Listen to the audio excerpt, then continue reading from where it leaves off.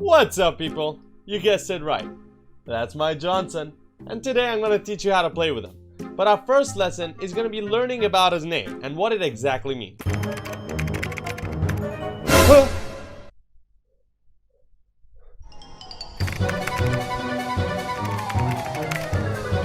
Squeezing on my Johnson. She was squeezing on my Johnson. Yeah, squeezing on my Johnson. Alright, enough with the jokes. Let's get serious. Let's get down to business. Get out your notebook, students, because we are going to learn. Welcome to my first ever Mobile Legends tutorial in which I'm going to be teaching you the basics of Johnson's skills, skill progression guide, item build, spells, emblems, you name it, guys. We have everything here. But this, remember, is for beginner Johnson players or beginner Mobile Legends players. Now, I think before we move on into Johnson's skills, it's good for you guys to know who Johnson is and his background story to make things a little bit more interesting. So I actually managed to look this up, and basically Johnson was never an Autobot from the beginning. He was just a human being, and one day he almost crashed into a girl, if I'm not mistaken, and he managed to turn around, but he himself got into a big accident and almost died. But before dying, he magically merged with his sports car and became Optimus Prime. Johnson. Now, he's played as a tank, guys, full-on tank. You don't see him as any other role. He's always played in tank. You know, he's not like a multi-role hero. And for that reason, I really like him because, you know, you're not confused. He's super useful because of the fact that he's super tanky, and also he has a lot of mobility because he can drive.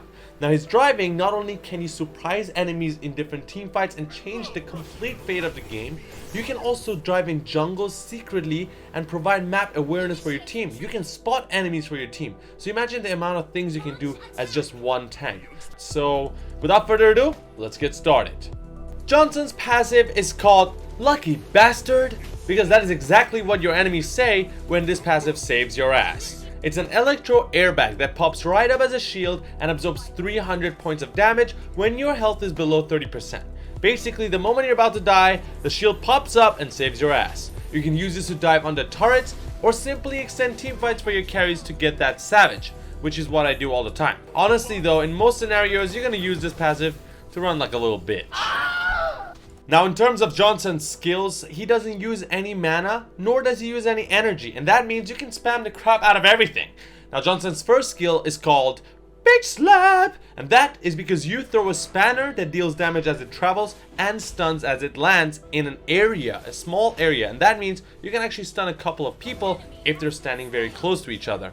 Now, how you want to use this first skill is basically abusing the fact that you do not use any mana or energy. That means you gotta spam the crap out of it. Now, until you reach level 4, you want to spam it basically on the carries of the opponent team, making sure that these guys are not getting the farm they need. So right before they get that last hit on the creeps, you want to go ahead and stun them, making sure they're not getting the farm efficiently. Now, that's until level 4. After that, when I reach level 4, I become super aggressive, and that means I use my first skill to basically set up team fights for my carries or use it to run away if it's a defensive situation. Johnson's second skill is called Shine Bright Like a Diamond, and this skill raises your car shield, which slows enemies and magically damages them in like a small cone shaped area. It's weird though, because raising your car shield doesn't actually give you any protection, which it should, right? Theoretically, it only gives you damage. Very smart, Moonton. Now, what I like about this ability is that you can actually turn it on, and while the damaging in the cone area is happening, you can actually auto attack and even use your first skill to stun. So basically, you're doing everything simultaneously, and that's what I meant by spamming every skill. Johnson's ultimate is called Vroom Vroom, motherfuckers! Now, this is what Johnson is all about. This is why Mobile Legends is still winning over AoV. This is the only driving hero in all MOBA games, I think. Let me know in the comments if I'm wrong.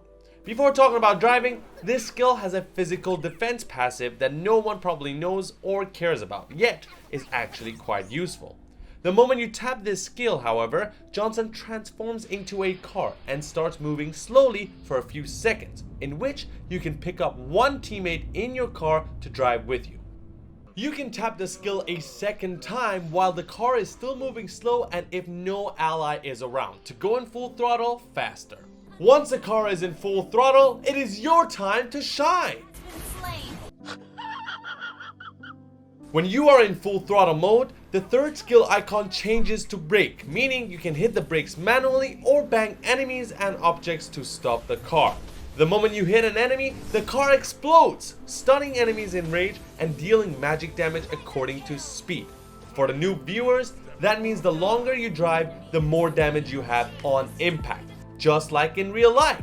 You can try it. Joking, don't try it. You will die. Now you heard me talk about your skills, but you don't know which ones to max out first. So let me tell you about all of your skill progression.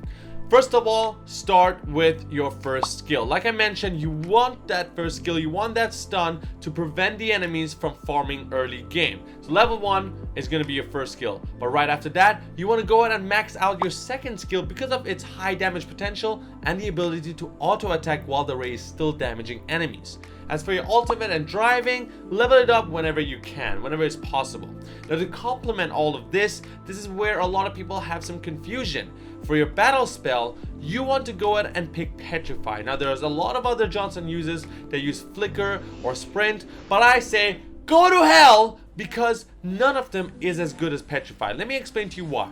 To give you that extra second, to give you that edge, to give you that third stun on the enemies to make sure everybody dies out. I can't count how many times I use Petrify to finish off the enemies, and it helps me so much. And the enemies usually don't expect it, that, you know, they think they can get out of it already by the time you bang them, they get stunned, they think they can get out of it, but no, they're long gone. Now let's take a look at your gear. My original set starts with warrior boots to give you more physical defense as you get hit in team fights. Then we're gonna go score that sweet blade armor. I just jizzed a little bit saying that. To return 25% of physical damage back to whoever is attacking you. So it's like, you know, bro, you wanna attack me? I'm gonna get you back! That's the point of blade armor, basically, simply put. After that, we're gonna go and purchase Athena's shield to boost your HP, HP regen, and magic resist while giving you a shield on top of your passive. So that's 2 shields right there. Once you have this item, you will feel a lot more confident to stand in the front lines and basically be like, you dare to attack me, bro? Huh? Come on, man. This is where I added my own touch right after this item, because unlike others, we are going to adopt for a magic item called Fleeting Time. This item gives you 70 magic power and 15% cooldown, which allows you to generate more damage in less time in skirmishes. But honestly, we buy Fleeting Time for its passive effects. And the passive of this item, if you guys didn't know, it immediately reduces your ultimate cooldown by 35% if you get a kill or assist. For example, if you use your ultimate to bang into your enemies and you manage to slay them or even get an assist if you're a noob, you can start driving very soon again, sometimes even instantly depending on how long you were driving before that. Now for your next item, you want to go ahead and pick up a Sky Guardian helmet, which makes you a lot more tankier towards end of the game by increasing your HP and HP regen stats. But that is active. What about this passive stats? Well, let me tell you that you're gonna get even more HP regen, specifically when you eliminate other heroes or even when you get assists. So that helps you be more sustainable in team fights in late game. As for your last item, we're gonna pick out Immortality, which gives you more HP and magic defense stats. But that is not exactly why we picked this item. Everybody knows the passive of this item basically resurrects you after 2 seconds when you die, and it's gonna give you back 15% of your HP and a shield. So basically it's gonna give you another chance at fighting back, and sometimes you really need this towards late game. This is my most favorite setup, but you know, remember guys, this is just for me, so it might be a little bit different for you guys depending on how you play. So what you're gonna do is look at the opponents in this situation. For instance, if the enemy team has someone like Esmeralda, which is a little bitch. I mean, she's the worst enemy against Johnson, because the fact that she can steal shields. So that's why I don't recommend buying Athena's shield, because she can just steal a shield off of you, so there's no point. Instead, if you're going up against someone like her, you can bump in a Dominance Ice or even Blood Waves. Alrighty, so my main emblem for Johnson is always the tank emblem. I max out Vitality first for that extra HP, and instead of physical or magical defense, I actually complete Inspire for cooldown reduction. Now, that's because Johnson can stay relevant in team fights because of his skill. I mean, he's not a tankiest hero, right, compared to like Belleric or Hylos, so that's why I rather go with cooldown reduction. However, to compensate for the fact that I didn't pick up the defense system over there, you can take tenacity talent, which basically makes Johnson tankier when his health goes below 40%. So that sort of, compensates for that. Using this, I survived the toughest team fights, guys, but you can always change it according to your taste. For example, some people like to go with the support emblem, and that works good as well if you pick up something like focusing mark talent.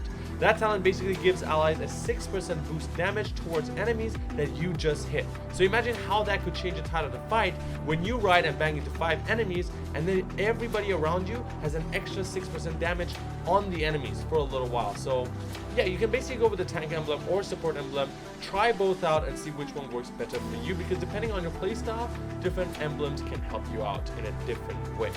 Wow, you actually managed to finish that entire video. Well, I hope you actually learned something. If you didn't, if you already know all the basics of Johnson, don't worry, just wait for the next part, because in the next video I'm going to be teaching you 10 tips on how to use Johnson better, and also Johnson's combo heroes and counter heroes. And after that, even another video to teach you guys how to drive with Johnson. All of the tips and tricks that I use to get to almost top local with Johnson, I'll be sharing all of that with you to make you a better driver. So stick around, and in the meantime, don't forget to share this video, give it a like, comment, and let me know what you think is right or wrong and what you want to see, and we'll get to that in a bit. See you guys next time. Thanks for watching the video, guys. Make sure you click that red subscribe button and also the notification on the side. Please lah, do it lah. Please lah.